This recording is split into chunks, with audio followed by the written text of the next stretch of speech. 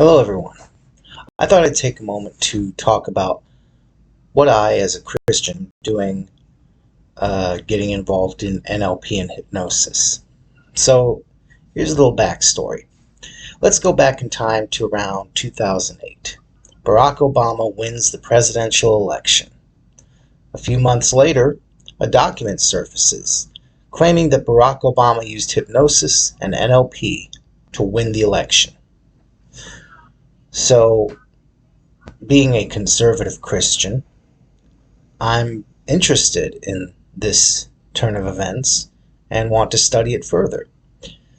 I look through the manuscript.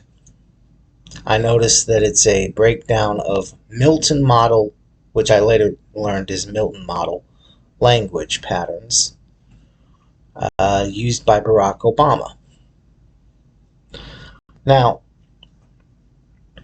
this got me interested in how other people use hypnosis and NLP to influence others. Partially because, being the way that I am, I'm quite a gullible individual, a naive individual, you could say, and I just want to make sure that myself and others I care about do not fall for a scam or get manipulated into something that could be dangerous. The other reason is because, well, it's because I want to keep on top of information like this because of my political affiliation. Like I said, I'm a conservative Christian, and if the other side is using hypnosis or NLP to influence people, then it's something that I should be aware of when they are being influenced by it. Well, unfortunately, there weren't very many resources for me to consult. There was a little bit of stuff on the internet, and at the time I was just getting into YouTube. So I consulted that and learned a little bit more about it. I learned a little bit about visualization, which I already knew because even though I'm a conservative Christian, a lot of people in my family are into psychic phenomena and reincarnation and methods of divination. And on my mother's side, it gets even deeper than that. So I was already familiar with techniques of meditation and visualization. So it made sense to me how these things could influence the mind. Fast forward to 2017. I'm getting involved in hypnosis because I have a mental illness, and it's a lifelong illness. And I decide, if I'm going to have this mental illness, I'm scared of medicine, or at least I was at the time. So I decided I would not try to go the medicine route for alternatives, like I thought hypnosis could be. So I was researching hypnosis, and at the same time, I was studying for my community chaplaincy, my community level chaplaincy. And during my hypnosis studies, I was directed by some sources toward books by Richard Bandler and John Grinder, the discoverers of Neuro-Linguistic programming. And those books included Patterns of the Hypnotic Techniques of Milton H. Erickson, MD, Volumes 1 and 2, and Transformations. From them, I learned a little more about NLP. And what was interesting to me was In the chaplaincy course I was taking, part of it was based on the material from a book called The Complete Guide to Crisis and Trauma Counseling: What to Do and Say When It Matters Most by Dr. H. Norman Wright, an expert in that kind of study, in that kind of field. And a lot of stuff that I had learned about neuro-linguistic programming was in this book. Now, I'm not saying that Dr. Wright was a NLPer, as neuro-linguistic programmers call themselves, but he had stuff in his book about, for example, the communication model. That is Albert Mehrabian's communication model, which is that 7% of our communication focuses on language, 33, well, not 33%, but 93% focuses on tone of voice and nonverbal communication. He also discussed different types of learning, like visual, auditory, and kinesthetic. And he discussed the different functions of the hemispheres of the brain. He also had in his book and in a video that he did where he was lecturing at a university, he had techniques to help people through stressful situations, including visualization techniques. And I thought to myself, well, this sounds a lot like NLP. This sounds a lot like it came from NLP. So maybe I should look into it. And the more I studied it, the more the potential for good came through, until I realized that this was a tool that I could use to do good for other people. So I was fortunate enough to find courses, materials, and eventually a study group where I could study these things and practice them and develop more in my journey, because NLP is a lifelong journey. But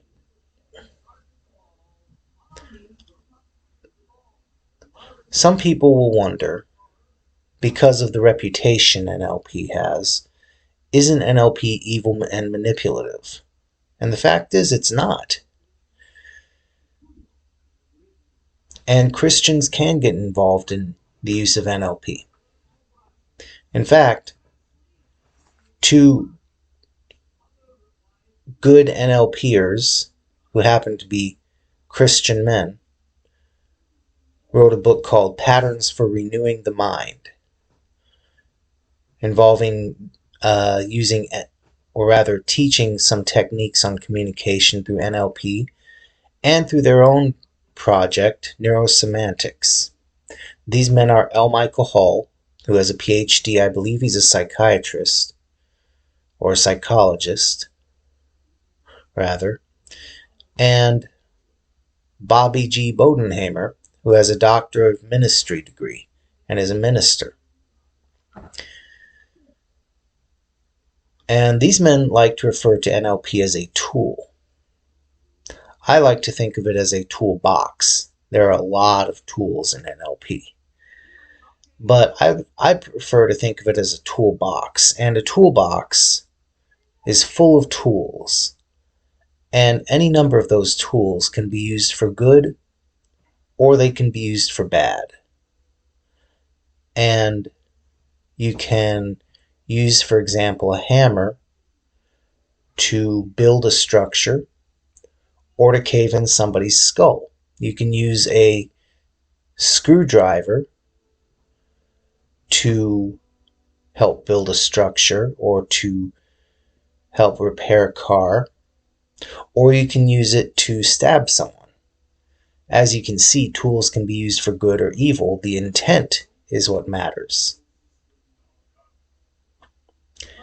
And people think that a Christian minister using NLP is likely to unfairly manipulate people into subscribing to their religion using NLP. The fact is, at least on my part, there is no manipulation going on as far as turning people toward my religion,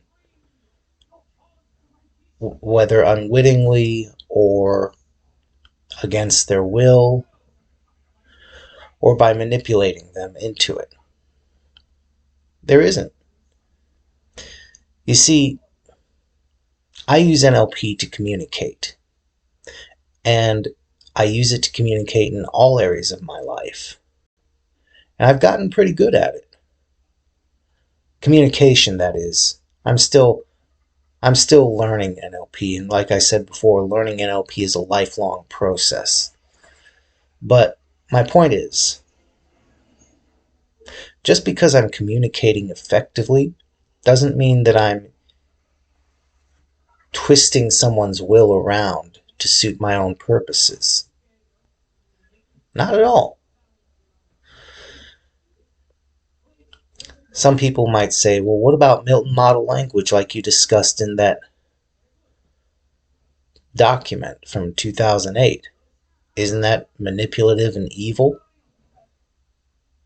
Well, the fact is, like it or not, Milton model language is something that everybody uses. And that's simply because it's a part of language. And telling somebody they can't use language, that they can't communicate, is downright wrong and violates their First Amendment rights. It's like saying you can't say I love you, because love is an unspecified verb and you is an unspecified noun. And those are part of Milton model language or meta model violations. The fact is, all language, all communication is hypnotic. That doesn't mean it's bending someone to your will. No. And it doesn't mean that I'm even using it deliberately. As all communication is hypnotic, we're all using it all the time. And some of us are using it ineffectively, and some of us are using it effectively. And the point is just to communicate. That's all I'm doing. And like it or not, Barack Obama using Milton model language patterns is doing nothing more than any other politician or business or educator or anybody else. There are evil ways to use it, of course. I'm not discounting that at all.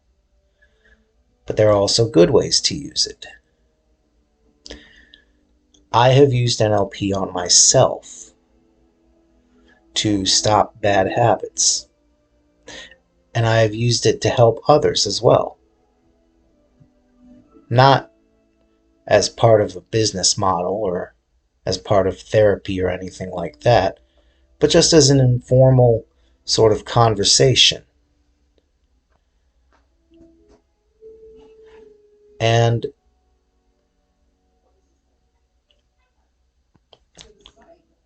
it's kind of hard to deal with people who think that it's evil when everybody does it all the time.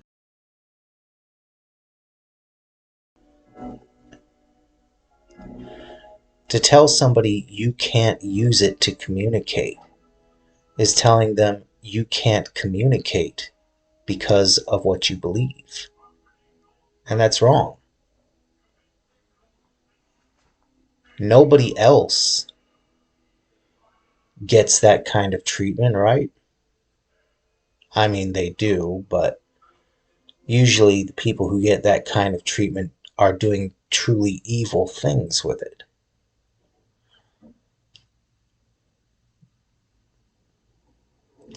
My goal is to help others. That's all.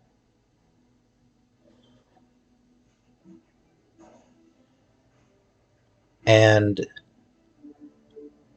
because it's a tool that can be used effectively for good, I'd say not only can it be used by a Christian, but it should be used by Christians. It should be used by everybody. Everybody should be able to communicate as effectively as possible. Anyway, I just wanted to take a moment to explain how I, as a Christian minister, could justify using NLP, and to explain a little bit about my journey to using it, and to explain why it's not some evil plot to take over the world like some people might think it was. Thank you for watching, and I hope to put out some more videos soon.